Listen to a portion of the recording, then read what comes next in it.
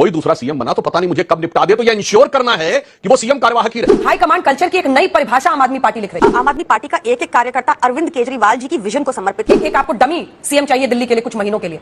ये किस तरह का हाई कमांड कल्चर है? वो ऐसी नौकरी छोड़ के आए जहां पैसे बनाने का जरिया था। एक कुशल नौकरी छोड़ के उन्होंने दिल्ली की झुग्गियों में काम किया। आज की तारीख में आम आदमी पार्टी में जितना जबरदस्त तरीके से आला कमान कल्चर है, उतना आला कमान कल्चर तो शायद बीजेपी और कांग्रेस में भी नहीं होगा।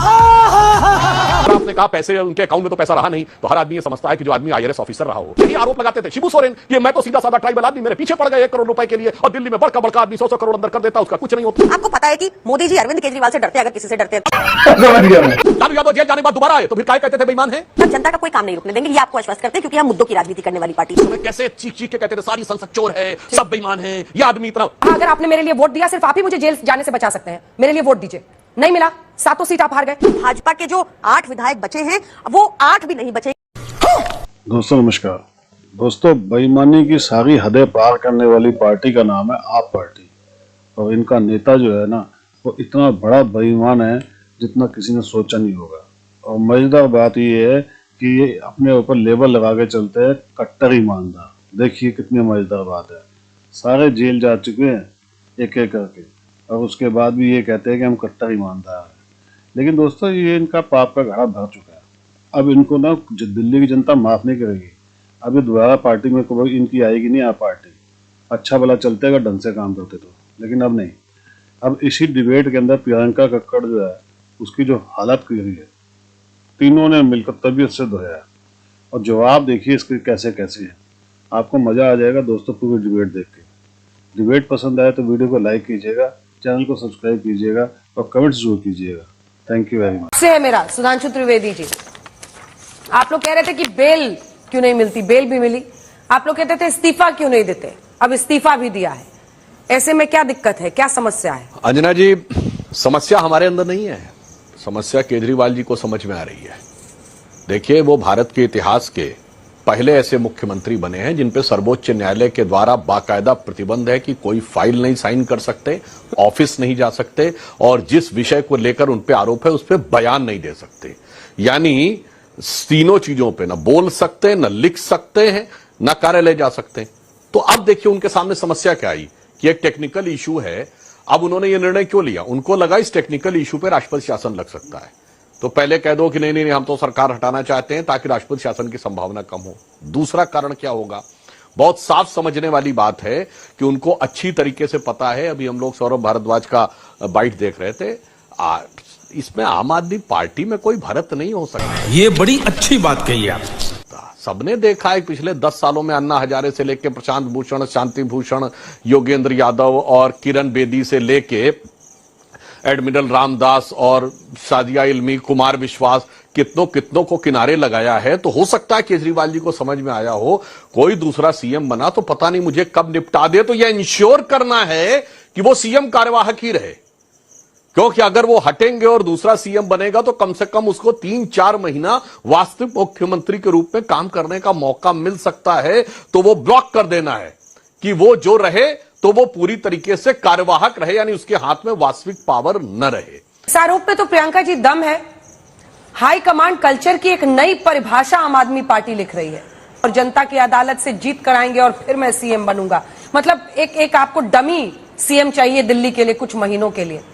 ये किस तरह का हाई कमांड कल्चर है? एक्टिंग करेगा, एक्टिंग कर। चीज चित्रा जी, आप देखिए कि अरविंद केजरीवाल जी वो व्यक्ति हैं जिन्होंने लगातार जमीन पे काम किया, अपनी एक बहुत कुशल नौकरी, जहां वो, आपको पता है कि हमारे देश में कितना करप्शन और पैसे बनाने के कितने तरीके हैं। जब से मोदी सरकार आई है, हम करप्शन परसेप्शन इंडेक्स में और आगे बढ़ चुके हैं। हम एशिया की मोस्ट करप्ट कंट्री हो चुके हैं। शायद ग्लोबली भी हमारा रैंक काफी हाई हो चुका है, थैंक्स टू मोदी जी।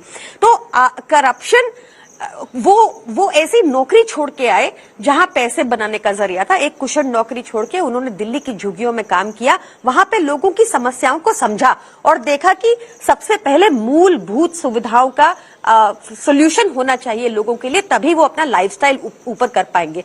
जिस वजह से उन्होंने फ्री बिजली दी। आपको भेज, तेरे बस की बात। मैं आपसे पूछ रही हूं कि जो नेता बनेगा सीएम, वो बाकी सारे, केजरीवाल जी को छोड़कर बाकी सारे डमी नेता हैं क्या आम आदमी पार्टी में? कि तुम कुछ दिनों के लिए वहां पर सीएम बनो, मैं फिर जीत कर आऊंगा, मैं ही सीएम बनूंगा। देखिए ना, जो ओरिजिनल आपकी पार्टी का संविधान था, वही मुख्यमंत्री वही संयोजक, आपका ओरिजिनल संविधान कहता था कि उस संविधान के मुताबिक no member will hold the same post as an office bearer for more than 2 consecutive terms of 3 years each. लेकिन जैसे ही 21 जनवरी 2021 को आपने संशोधन किया और उसमें आपने कुल 14 संशोधन किए और ये सुनिश्चित किया कि 5 साल तक लगातार जितनी बार चाहे अरविंद केजरीवाल संयोजक भी रह सकते हैं, मुख्यमंत्री भी वही, संयोजक भी वही। मुख्यमंत्री फिर अगर जीतती है पार्टी वही बनेंगे। हाँ, बीच में तो बाकी आम आदमी पार्टी के नेता क्या डमी नेता हैं? ये मेरा प्रश्न था। बोलना भी हूँ क्या करिए बोल। हमारे टॉप लीडरशिप आम आदमी पार्टी का एक एक कार्यकर्ता अरविंद केजरीवाल जी की विजन को समर्पित है, जो वो देश के लिए करना चाहते हैं। तो हमें इसमें कोई प्रॉब्लम नहीं है और ना ही हम चाहेंगे। वही राष्ट्रीय संयोजक हमें चाहिए क्योंकि उनकी जो विजन है बहुत बड़ी है। इससे सहमत है आशुतोष जी? आपने तो इस पार्टी को बहुत करीब से देखा है। आश्चर्य इस बात को लेकर यह है कि आम आदमी पार्टी ने जब अपना आंदोलन शुरू किया था और जब पार्टी बनाई थी तो वो आलाकमान कल्चर के सख्त खिलाफ थे, और आज की तारीख में आम आदमी पार्टी में जितना जबरदस्त तरीके से आलाकमान कल्चर है उतना आलाकमान कल्चर तो शायद बीजेपी और कांग्रेस में भी नहीं होगा। इसलिए हैरानी होती है, अन्यथा कोई हैरानी की बात नहीं है। बात आपने कही कि ऐसी नौकरी में थे जिसमें पैसा बना सकते थे, मतलब सारे आईआरएस ऑफिसर जो हैं वो क्या पैसा बनाने के लिए नौकरी करते हैं? इस पे आईआरएस एसोसिएशन आपत्ति भी दर्ज कर चुकी है। तीसरा, आपने कहा पैसे उनके अकाउंट में तो पैसा रहा नहीं, तो हर आदमी ये समझता है कि जो आदमी आईआरएस ऑफिसर रहा हो वो इतना तो बचकाना नहीं हो सकता कि जो उसने पैसा कुछ किया भी होगा वो अपने अकाउंट में रखेगा। तो कोई अपने अकाउंट में नहीं है, यह बात उचित नहीं लगती। और मैं तीसरा पॉइंट कहना चाहता हूं, जो आज अरविंद केजरीवाल जी कह रहे हैं कि मेरे विरुद्ध यह षड्यंत्र है, मैं अंजना जी कहता हूं जाके देखिए, उस जमाने में इलेक्ट्रॉनिक मीडिया नहीं था। एग्जैक्टली यही वाक्य इसी भाव भंगिमा में लालू प्रसाद यादव कहते थे मेरे खिलाफ षड्यंत्र है। एग्जैक्टली यही जयललिता कहती थी मेरे बारे में मेरे खिलाफ षड्यंत्र है। झारखंड मुक्ति मोर्चा रिश्वत कांड में साबित होने के बावजूद यही एग्जैक्टली यही आरोप लगाते थे शिबू सोरेन कि मैं तो सीधा साधा ट्राइबल आदमी, मेरे पीछे पड़ गए 1 करोड़ रुपए के लिए, और दिल्ली में बड़का बड़का आदमी 100 करोड़ अंदर कर देता, उसका कुछ नहीं होता। तो आज ये सिर्फ भ्रष्टाचार में आरोपी नहीं हुए, भाषा शैली शब्द वही होने लगे जो दूसरों के लिए होते थे।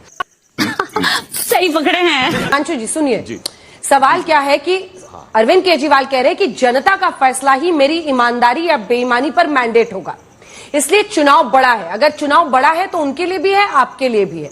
तो आपके पास क्या तरीका है? पिछली बार आपने देखा था जब उन्होंने इस्तीफा दिया था, उसके बाद किस तरह की सीटों के साथ अंजना जी सुनिए, अंजना जी ये बचकाना और शातिराना तर्क है। मैं देश के दर्शकों से कहूंगा, देखो भाई इनकी ये फितरत।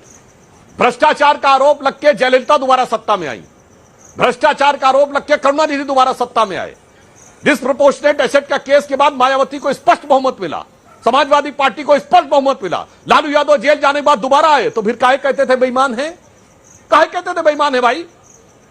जनता का तो प्रचंड बहुमत उन्हें मिल चुका था। ये उस समय कैसे चीख चीख के कहते थे सारी संसद चोर है, सब बेईमान है, ये आदमी इतना, वो तो सब बहुमत पा। और आज मैंने कहा ना, वही भाषा पे आ गए, वही भाषा पे आ गए, मेरे खिलाफ षड्यंत्र है और मैं चुनाव जीत जाऊंगा तो मैं ईमानदार हूं। यही तो मायावती, लालू, जयललिता, करुणानिधि सब यही कहते थे। तो जिसे कहते हैं रफ्ता रफ्ता वो मेरी हस्ती का साया हो गए। आज सारे भ्रष्ट नेता भारत की राजनीति के केजरीवाल जी के लिए यही कह रहे होंगे। गजब बेइज्जती है। लगभग 1 साल या तो जेल वाला सीएम या फिर कोई डमी सीएम। दिल्ली वालों की क्या गलती है? अंजना जी, मैं आपको आश्वस्त करती हूं कि दिल्ली वालों के लिए अरविंद केजरीवाल जी और आम आदमी पार्टी की सरकार हमेशा खड़ी रही थी और खड़ी रही है। दिल्ली वालों का कोई काम नहीं रुकेगा।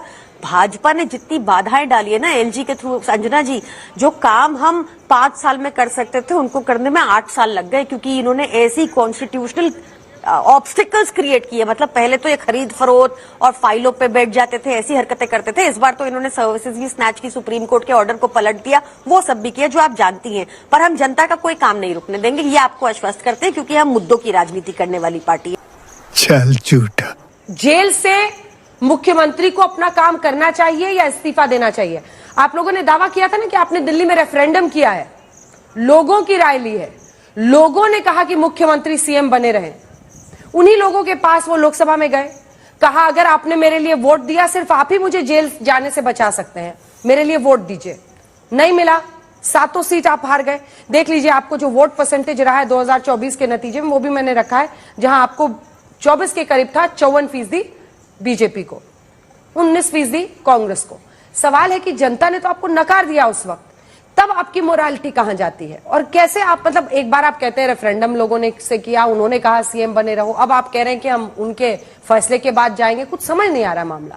दिल्ली में आप देखिए पीछे बीते कई सालों से लोकसभा और विधानसभा का बहुत अलग पैटर्न रहा है। इस बार भी एक नया मॉडल था, अलायंस का मॉडल था, हम जनता के बीच में गए। आपको मैं ये आश्वस्त कर सकती हूं कि आगामी विधानसभा में भाजपा के जो 8 विधायक बचे हैं वो 8 भी नहीं बचेंगे। इनके पास एक स्कूटी पे ले जाने लायक भी विधायक नहीं रहेंगे इस बार, क्योंकि अब बहुत साफ हो गया है। ये तो लेटेस्ट न्यूज है। तो इन्होंने कहा कोई मुख्यमंत्री बताइए, तो याद करिए जिस समय जयललिता को जेल भेजा गया था तो पनीर सेल्वम बने थे और वो बगल की कुर्सी पे बैठते थे और जेब में जयललिता की फोटो रख के, इनको पता होगा आशुतोष जी को, और इतना हनक थी कि जयललिता का फोन आता था तो मंत्री लोग खड़े होकर बात करते थे। उन्होंने कहा देखो हम जीत के आएंगे, आए थे। फिर करुणानिधि भी ऐसे ही आए थे। मायावती ने ये आरोप लगाया था कि मेरे खिलाफ ये षड्यंत्र हुआ है, और 2007 में स्पष्ट बहुमत के साथ जीत के आई थी। कुछ नया नहीं कर रहे हैं, सर, सुप्रीम वही कोर्ट ने कर कहा रहे आपने षड्यंत्र किया हैं है। जो पहले उन्होंने किया था। इसे कहते हैं राजयोग के साथ राजरोग आता है। आगे स्वाद